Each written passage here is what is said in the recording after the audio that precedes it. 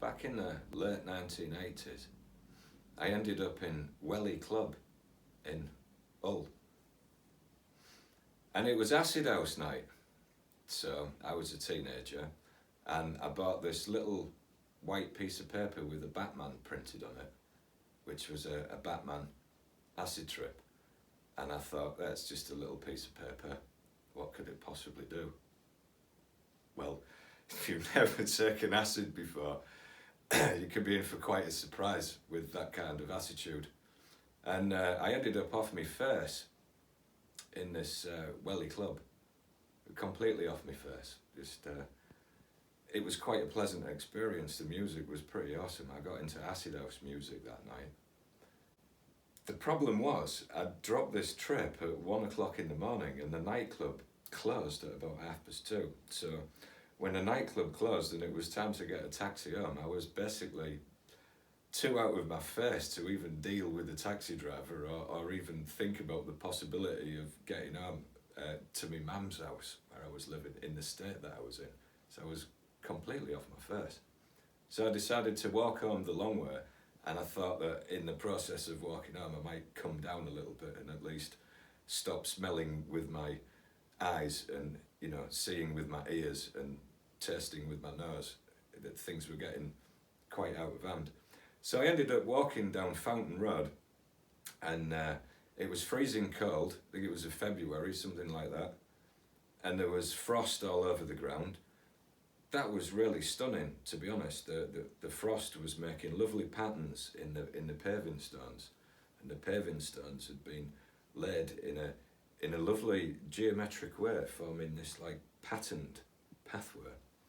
And I became aware of the humming from the lampposts. They were making this almost humming coming from the lampposts. And there was a flicker going on between the lampposts as well. They were on different phases, so I could see like a stroboscopic flicker between the lampposts. I could even sense the heat from the light bulb in the lampposts in the top of my head. And this is against an industrial backdrop as well. So there was all these factories running through the night, paint factories. There's a tannery down there. There used to be cocoa mills, all making this rhythmic noise of the machinery and the conveyor belts. And the sounds, the sights, the colours, and the shape, the form, and the proportion did something to my brain, and I had a bizarre insight where suddenly everything made sense, and I could see the interrelationship between sound and shape. And it was a mind-blowing awakening, so to speak, that everything was interconnected, shape and sound and light and form, proportion. And there was a knowingness. The Indians call it a jnanic state, I found out later. So I decided to head off home and write down what I'd realised while I could remember it. And I was in quite a state of bliss at this wonderful realisation and feeling quite connected. And I ended up in a taxi office in the top of Holderness Road in East Hull. And things took a strange turn in there when his carpet started attacking me. See, in the taxi office, they had this like 1970s paisley pattern carpet, and it had got quite lively. I mean, I was quite off my face, you must admit, and his carpet had basically, the paisley patterns were jumping up out the floor and trying to bite my feet. So I'm trying to talk to this guy to book a taxi while his carpet's attacking me. So, you know, if you've ever had acid and you've got to deal with normal people, you're seeing all kinds of mad stuff going on and sensing and seeing all kinds of weird things, but you've got to try and keep it together and, you know, pretend that you're still normal. So in a deadpan way, I just said, does your carpet bite? Because I beg your pardon. I said, your carpet's a bit lively tonight, innit? Can you call it off? It's keep going for my feet. And he just looked at me and he said, my eyes must have been like saucers as well, like, you know, and he just looked me up and down and he said, I think you'd better walk home, son. So and I turned round and there's 20 people in the taxi office all just staring at me.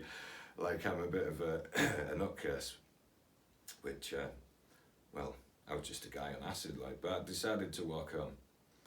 And when I got home, I'd obviously forgotten the insight that had happened earlier. And over the next couple of years, I went to lots of acid house parties and experimented with acid and mushrooms and various other hallucinogens. But I never got that state again, that feeling of connectedness and knowingness, and that jnana that I'd got the first time I'd took acid. Fortunately, I discovered meditation and came to realise that actually meditation is a much safer way of exploring the mind.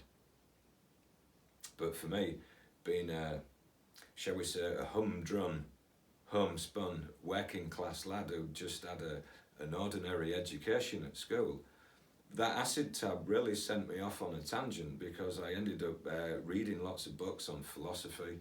I think as a consequence, I went and read Zen and the Art of Motorcycle Maintenance, which investigates the nature of the Western mind through the history of philosophy and the way we see and perceive the world and our reality. I got interested in all these kinds of things which they never really talked about at school.